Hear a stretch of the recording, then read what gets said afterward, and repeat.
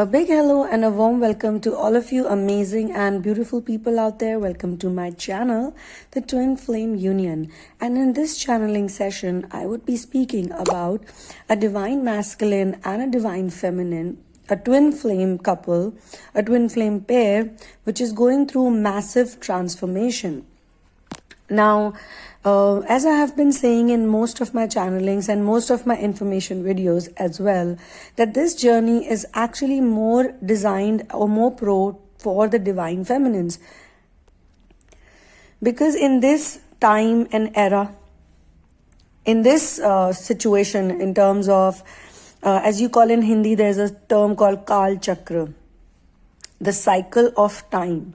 So in this cycle of time, this is how the universe has planned it. It is the divine feminine who would be carrying forward the mission work on planet Earth. In the other ages, like the descending Dwapar and descending Treta, it was the divine masculines who were born with the mission, and the feminines were supposed to simply support them. But now the situation is quite opposite.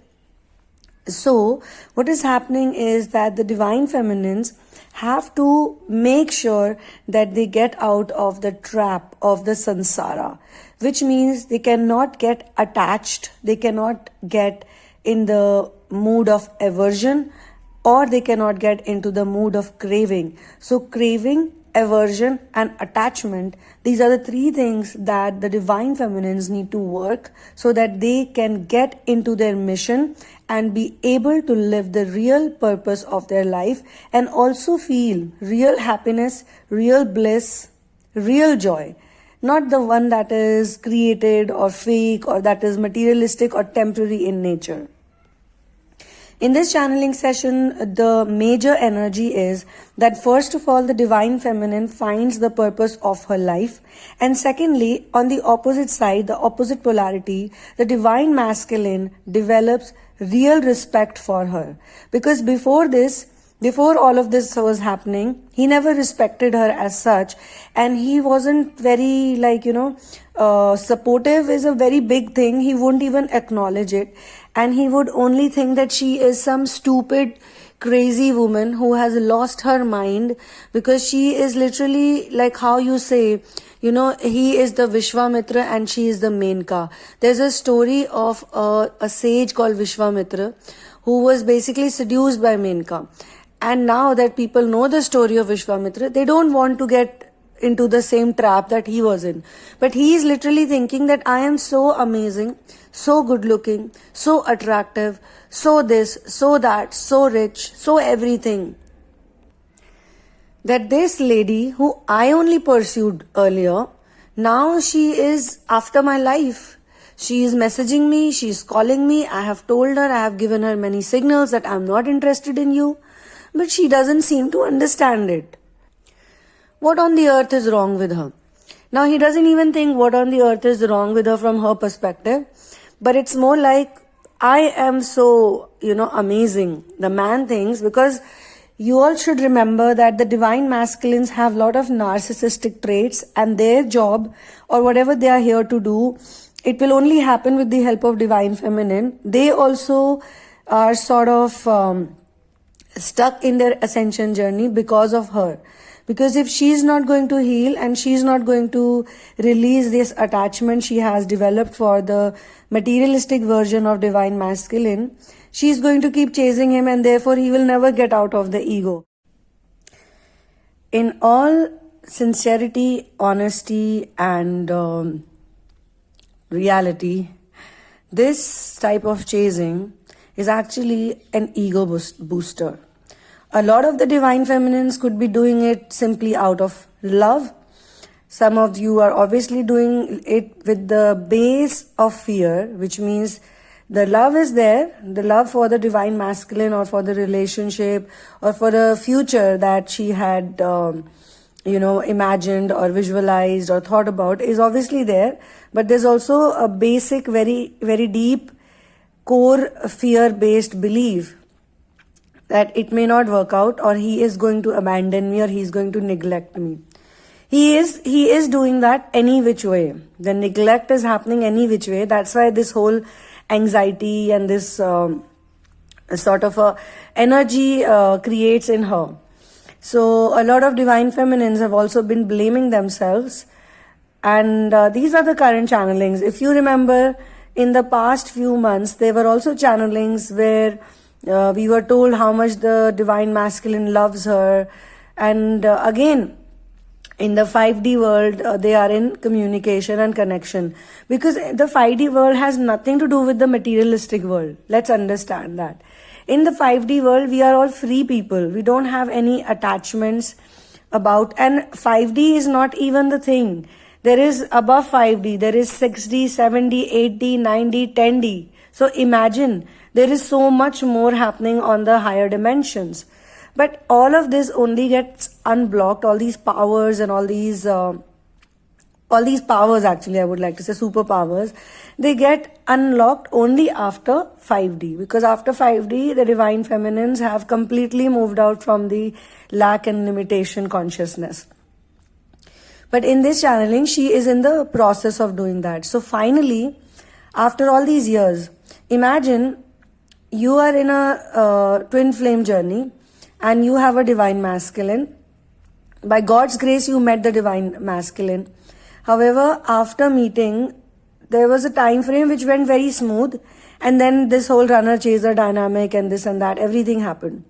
And then there was this huge gap of separation. Now, as I have been saying, the number of years of separation does not matter. It is the intensity that matters. And most importantly, the separation becomes really worse or even difficult or more testing when all the human support system is gone. Okay? That is the way the universe also tries to bring the feminine back. Because if the feminine cannot let go of the masculine, then the divine will create even difficult lessons for her. So she has now realized that, for example, let's take a hypothetical example over here just to make you understand this. The divine masculine has not contacted her, called her, messaged her, met her, whatever, in the waking world, or you can say the materialistic world. Waking world, materialistic world, okay. In this reality, he has not contacted her for 5 years or 6 years or 7 years. And say after 5 years or 6 years, he gets a smell of her energy, because we are all energy beings. Let's understand. She stops chasing him, he will get that feel that she has stopped chasing me. Say she stops chasing him, and these are all specific cases, or you can say they resonate with a group of people, but not everyone will have the same trajectory. I repeat this thing again and again. If you resonate with it, good. If you don't resonate with it, then pick up certain points which will help you as well.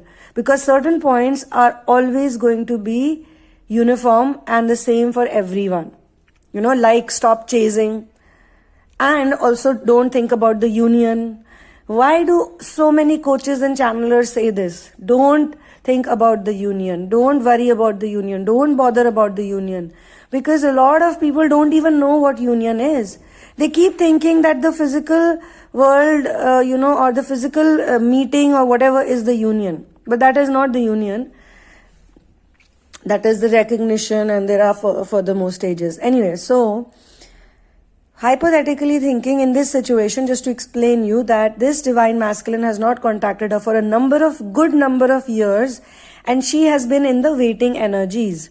And then she gets like, what the hell am I doing? Like, am I just chasing a shadow? Am I chasing a ghost? What am I doing? And after all of this, she suddenly wakes up one day and she realizes, what the hell have I been doing? What was wrong with me? So technically, even if she's not calling him or messaging him, mentally and in the emotional body, she is chasing him because she's waiting for him, or she thinks about him a lot, or she's like constantly hoping that he comes back to me. And now she realizes her mistake and she stops doing that completely. She doesn't feel like doing it anymore. She's done. She's tired. She feels like a fool. She feels like, what the hell, man? I confessed my love to someone, and that person in some way or the other used me, exploited me, made fun of my feelings or showed me the same feelings but then ran away, and I've been chasing a person and he's living happily with someone else. These are all typical narcissistic traits, let me tell you guys and girls. He completely loves himself, completely. There is no chance that he will love another being for even 1% until and unless they add on to his ego, or they have something to do with what he wants.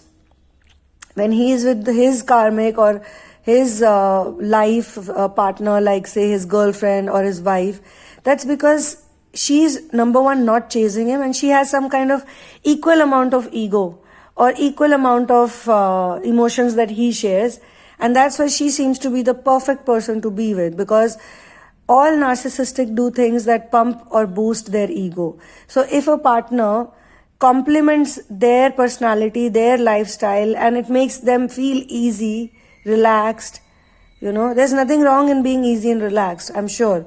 But with the divine feminine, he felt that he has to make efforts or too much effort, or, he didn't like that thing that she was doing for him, which is loving him unconditionally. So they don't know what unconditional love is. They just know that I want this will make me happy and I'm gonna get it. That's it. Which is in many ways a very good attitude. So when they meet the divine feminine, they don't have respect for her. As in, they have the respect for her. Initially, they find them very attractive and very this, but at the same time, they also feel that she's going to have fun with me. We're going to have a good time. The love element is there, but that is in a state where they're still not awakened, so they don't know about it, right? They just really like her because she has done her inner work before the recognition stage also, and all of you would know that the divine feminines are in a very good energy state. That's when this person gets attracted to her. And after that, when they take so much from her, they keep taking all the love, all the affection, all the calls, all the messages, everything is so, makes them feel like, wow. When they're done with it, when they're bored with it, they find someone better or they find something else. When I say better, I don't mean in comparison with her. I mean to say according to their perception. They just want to ignore her. They don't want to do anything with her. And we have also ignored people. We have also blocked people. We have also, avoided people. How do we feel for them when we avoid someone, when we ignore someone, when we don't take someone's call? In simple words, we don't respect those people, and we don't think that we even want to consider them, even pick up their phone or even talk to them. So that is how he feels for the divine feminine when she calls him again and again. Now, after all of these years, she suddenly awakens, and now she's done with all this. She wants to be happy. She just wants to be happy. She cannot do this anymore. She's tired of this treatment. She's tired of this behavior, because during the separation phase, not only she realizes that the divine masculine has treated her badly, but because of inner work, she realizes that everyone around her has treated her badly.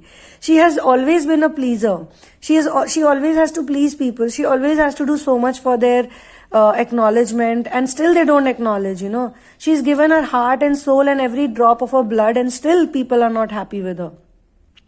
Still she's being compared with others, and she's given everything. When I say everything, she's taken care of people materialistically, financially, monetarily, be it family, be it otherwise, be it husband. She has been that person, and yet she is unhappy, and yet she feels lack of acknowledgement, and yet she feels so much pressure in her life around her. So what is the problem? She thinks, what is the problem with me? Why am I doing this to myself? Why am I torturing my own self? I don't want to do this. So when she awakens in all departments of her life. First of all, she's very happy with the mission work. And I keep saying this, that it is actually and always the mission work that helps in awakening. But the divine feminines are so focused on the union, that too a 3D union. That too they are not looking, they just want, him to take her out on Valentine's Day. Typical things, like what materialistic people do. Or he should put a ring around her finger or whatever. She is so blocked at that time. But after the awakening, first of all these concepts, they start breaking off. All the worldly concepts, useless worldly concepts, like watching the news. Everyone watches the news.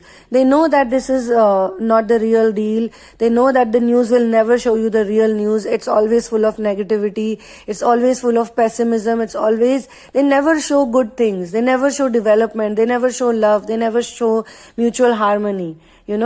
A few years back, I was actually trying to start a newspaper or some kind of a online blog, a blog page which would only share good news. So something like, the name was Things That Make News, or Happy News, or Real News, or something like that. I was thinking on those lines. I did run it for some time, but again, I didn't have the bandwidth. So I'm just sharing this idea. If someone wants to do it side by side, if they resonate with it, they can do it.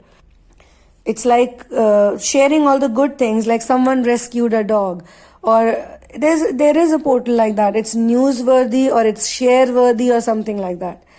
There are more like Brightside. So these are the places where you can read something positive and that can uplift you, and you feel that there are good people in the human society as well. Not always the same things, the wars and the famines and the droughts and the killings and the rapes and the murders. It's not like this is not happening, but this may not be happening as much as the good things are happening. Because if you look around in your society, there are always more good people than the nuisance creators. The nuisance creators are always loud and they're always angry, so they are very visible. But the good people, they do their work silently. They're always blended in here and there. So the energy of this channeling, to wrap it up, is like she is awakened and she realizes how stupid she has been. As candidly, she wants to say that. She is not scared of saying, yeah, I was stupid, that I was running after somebody. I was running after a shadow. I was running after a person who's a ghost. I was running after someone who has not contacted me for 8 years, 10 years for some people, 7 years. In some cases, they've known each other for 10, 12 years, but it's only completely a sexual connection. He doesn't even want to meet her.